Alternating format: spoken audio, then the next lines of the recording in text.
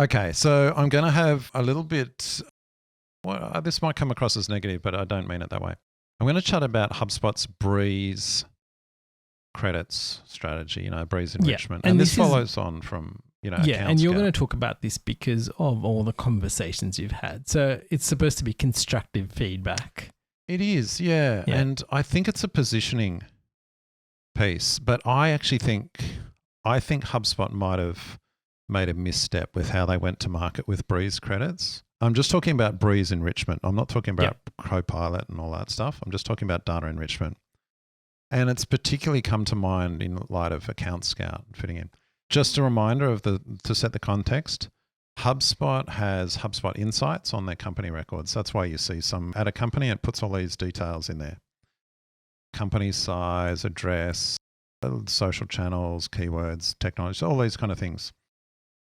So that was HubSpot Insights, and they're going to sunset that, I think, in March, maybe in a couple of weeks. They're just going to stop it. Craig, they at Inbound, this is what they said, that Insights could be up to a year old in terms of data. Mm-hmm. And I think their whole position was better to have up-to-date data than out-of-date data, and I think that's where the whole Breeze intelligence comes in. Yeah, so I don't buy that, and I'll tell you why. So I agree it's different data to Breeze, but the way they've gone about, and this is why I think it's a bad go-to-market, I think they've had a misstep. They could have easily said, we're going to use Breeze data to populate HubSpot Insights. They could have been as simple as that. Now, I don't know technically what's required, but in terms of outcome, they could have done that, but they didn't. Instead, they're saying we're going to sunset Insights, so that won't be populated anymore. But they're not going to replace it with anything. Instead, if you want that data, you've got to use Breeze credits to enrich the data. So the perception in people's minds is, HubSpot is killing HubSpot Insights, which was free, so they can charge me, force me to buy Breeze credits. Okay, so you and I know it's a much more complex story, but that's the perception. People are like, Breeze credits, they've just killed something to force me to pay for it. So it's a bad look. So that's the first issue. I think that was a bit of a misstep. Because imagine, here's the difference. Now, I'm a big fan of companies charging. I'm not always saying, I want everything for free. But in this case, what I think HubSpot should have done is made Breeze free for everyone on starter or above. Okay? And I'll tell you why. They've got all this data, but imagine there's so many data products out there. Imagine they just said, HubSpot, we've got all this Breeze data. What was it? 200 million companies or records or things they've got. If you've got HubSpot starter or above, you get it all for free. Enriched data. What a differentiator in the market that would be. Who could possibly compete? Think of all the other CRMs out there. No one could compete with that. Yeah. And so then you're like, everyone should just be on HubSpot. So I know it's easy for me to say and everyone to say, they should have made it free. But in this case, I think they should have. Because what's happened now, second, you've actually got people like Stuart coming in with Account Scout to fill a gap, a perceived gap in people's minds. And others will as well. So with charging for Breeze credits, you've actually created more competitors for you. Whereas before, if you just rolled it out to everyone on starter, you could have said, everyone gets it. You reduce competitors. That's what I think would have happened. That's kind of the two things. There's a bad look because, first of all, perception, you're killing Insights and to force me to pay. Second, it could have been a differentiator out there. And third, I think they're going to have to roll it back in time. You remember when they first launched reporting in HubSpot? If those of you have been using HubSpot for years will remember they rolled out reporting. Well, it wasn't part of the product. You had to pay it for an add-on. Correct. And there is still some of that legacy in there, right? But by and large, especially if you're pro and above, you've got so much reporting and dashboards. It's all part of it. You don't pay for it, essentially. That's not entirely true. But by and large, that's the perception. You get reporting, as you should. And you remember back on the Hubcast, they were just like, why are they charging for reporting and why? And I totally agree. And they took them ages to roll that back. There, though, they didn't have competitors coming in to fill the gap. Well, there was no gap. They were adding. Here, there's a gap. Okay, so that's kind of the third thing. But then here's the final thing. I actually think when they do roll it back, because they could, just by pricing leverage they just suddenly go, you know what, we're actually going to make it free now. all these third-party apps that are going to fill in, like Account Scout and others, in the marketplace and elsewhere, they'll suddenly be killed. Of course, HubSpot will essentially be Sherlocking them by bringing back in and rolling them out. In a time when they're trying to increase their marketplace and people adopting it and building stuff, if they roll it back, they'll basically kill these people that built stuff in their marketplace. So all in all, I think the way they've rolled this out, gone to market, has been a misstep.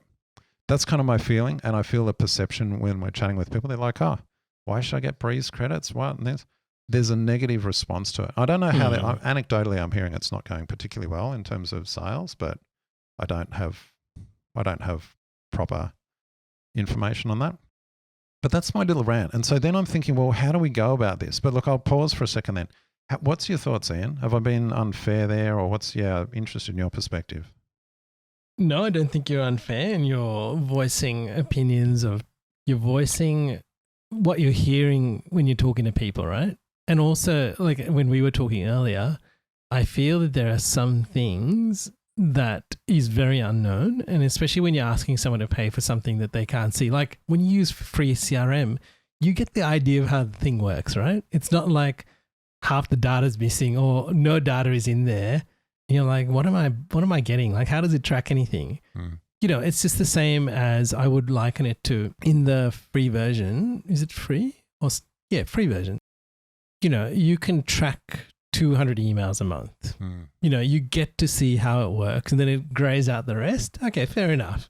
I'm not paying for this. I still get a sense of how it works. That's good. I see people opening. I see people clicking on links. Oh, that's really useful. I'm happy to pay the money for some of that stuff.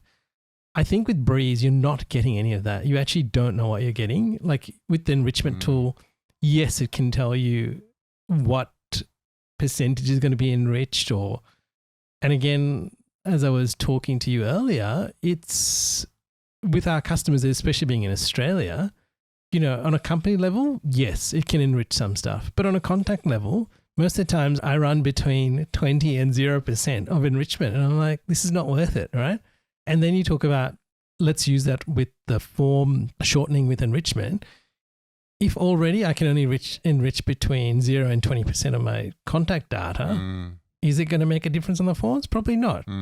So then I'm going to find other ways to get data. So where is our Australian data that we can use that actually might benefit us? So then we start looking in other places, like you have rightly said, with this whole process, right? Now, I guess that there are some, like when I've looked at Breeze enrichment before, yes, I think the tool is good because it gives you a sense of what's available, which I think is absolutely necessary. Do you know what it is? Not really. And sometimes you almost you kind of want to feel, hey, I'd just love to have somewhat of a try to see if this works. Even if it's like 10 credits, I can just run 10 things that I'm looking at. I want to see how this works. Great. After the 10, I can't do anything else. That's fine. At least I have a sense of what's going on. One thing I do like about it is there has to be a minimum requirement. So it's not just because I have some data, I get charged the credit. It's like, okay, if I don't have the data or it's not a percentage of what I can enrich, it just doesn't get enriched or doesn't get charged as a credit, right? Yeah, look, I think they have contained that well. Yeah. Yes. So I think that's done well. Yeah, look, that is true. Yeah, look, I take your point. It's good to see.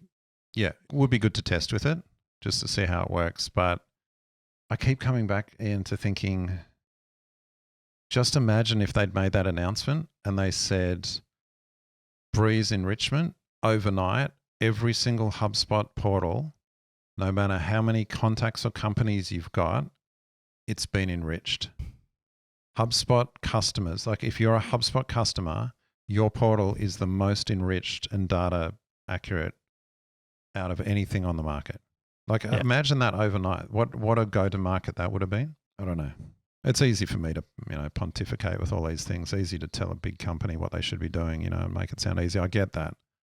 And I think I am usually pretty reasonable about, they've got to make money. I want them to charge, but just feel there was a big opportunity here that got missed.